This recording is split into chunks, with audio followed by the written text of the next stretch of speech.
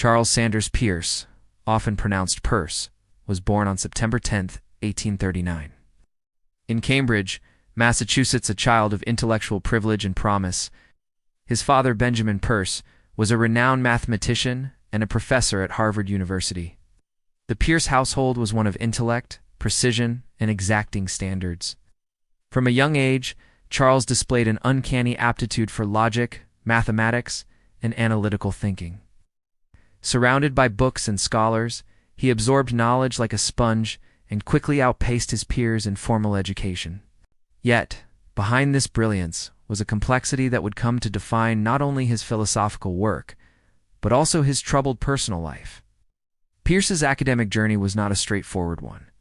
He studied chemistry at Harvard's Lawrence Scientific School, graduating in 1863, although not formally trained as a philosopher in the institutional sense.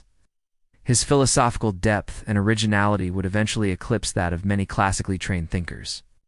Peirce joined the United States Coast Survey shortly after graduation, where he remained for 3 decades. This work gave him practical experience in geodesy and precision measurement, grounding his theoretical philosophy in real-world scientific practices.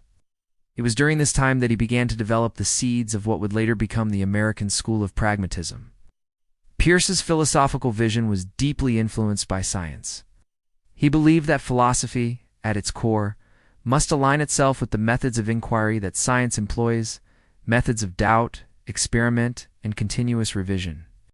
He is widely credited as the father of American pragmatism, although he preferred the term pragmatism to distinguish his rigorous version from the more popularized forms that came later. For Peirce, pragmatism was not merely a practical approach to truth, it was a methodology for meaning. He proposed that the meaning of any concept lay in its observable consequences. In other words, to understand a concept, we must consider what effects we might expect from it under certain conditions. This simple yet profound idea laid the foundation for much of 20th century American philosophy, influencing thinkers such as William James, John Dewey, and even modern-day scientists and semioticians.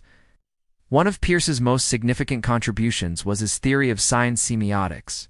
He developed a highly nuanced model of how we interpret signs and symbols, dividing them into icons, indexes, and symbols. An icon resembles what it represents, an index is directly connected to its object, and a symbol represents by convention. This triadic structure was groundbreaking and remains central to fields as diverse as linguistics, cognitive science, anthropology, and artificial intelligence. Peirce's semiotic theory is deeply interwoven with his logic and epistemology. He didn't see signs as passive reflections of reality, but as active components in our understanding of the world. Every thought, he argued, is itself a sign, leading to further thoughts in an infinite chain of interpretation. Peirce's logic was another groundbreaking achievement. He developed a form of symbolic logic decades before it became standard. Long before Bertrand Russell and Alfred North Whitehead's Principia Mathematica, Peirce had already worked out aspects of quantification theory, truth tables, and modal logic. His contributions in this area were so advanced that only in the 20th century did logicians begin to appreciate the depth and scope of his work. He anticipated ideas that would become central to computer science, information theory, and formal epistemology. Peirce's logical work was not abstract for its own sake. It was a tool for clarifying thought and eliminating confusion in all areas of inquiry. Despite these intellectual achievements, Peirce's life was riddled with personal and professional setbacks. He was a man of erratic temperament, intense focus, and often self-destructive tendencies. His interpersonal relationships were strained, and his professional demeanor often alienated those around him. He had a reputation for arrogance and eccentricity, which combined with his unwillingness to conform to academic norms cost him dearly. He struggled to secure a permanent academic position, in part because of his unconventional behavior and controversial personal life. He married twice, the second time under circumstances that caused scandal among Harvard faculty and peers. As a result, his friend and philosophical supporter William James could not even secure him a teaching position at Harvard. Peirce's erratic personality was both a strength and a weakness. He was obsessively meticulous in his work, capable of spending years refining a single argument or theory. But this perfectionism also meant he rarely finished projects or published in widely accessible formats. Much of his most important work remained scattered across unpublished manuscripts, lecture notes, and obscure journals. His inability to simplify or market his ideas for broader audiences meant that his contributions were often misunderstood or ignored in his lifetime. His financial life mirrored his intellectual disarray. He died in poverty, living in a farmhouse in Milford, Pennsylvania, largely sustained by the generosity of friends like William James. Yet, the legacy of Charles Sanders Peirce is one of immense, if belated, recognition. His insistence on clarity, logic, and scientific rigor has made him a philosopher a towering intellect whose ideas were ahead of their time. The resurgence of interest in Peirce during the mid-20th century was spearheaded by scholars who combed through his vast and disorganized body of work to bring coherence and visibility to his theories. Today, the Peirce Edition project continues this effort, editing and publishing his complete writings, which run to over 100,000 pages. Academic disciplines from philosophy and linguistics to computer science and AI now draw from Peirce's foundational work. Peirce's theory of inquiry is particularly relevant in today's world of misinformation and scientific uncertainty. He emphasized that belief is not a matter of will or desire, but the result of a process of inquiry subjected to doubt and correction.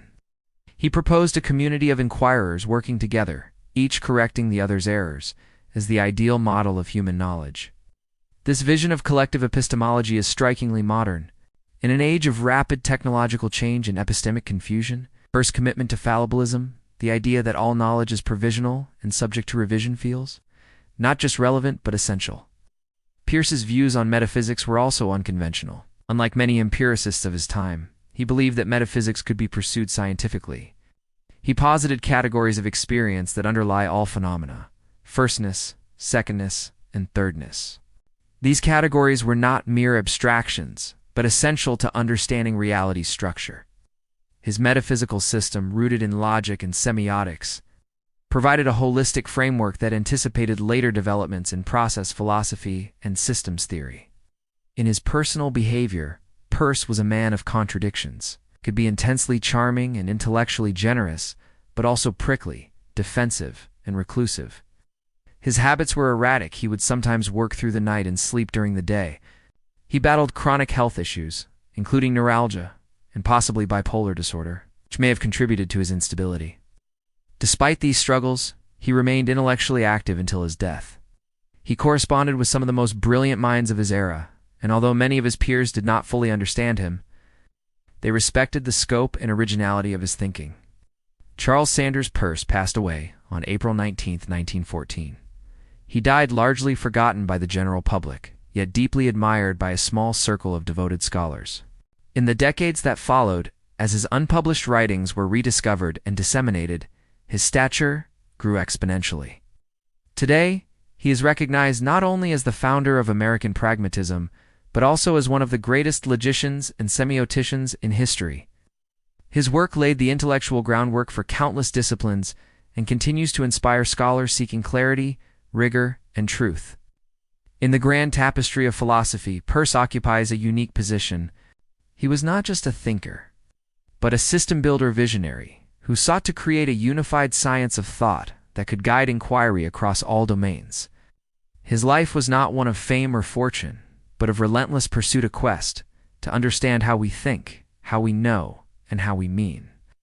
In an era obsessed with quick answers and shallow certainty, Peirce's patient, methodical, and often uncomfortable insistence on complexity stands as a reminder of what philosophy at its best can be: a humble, ongoing dialogue with the unknown.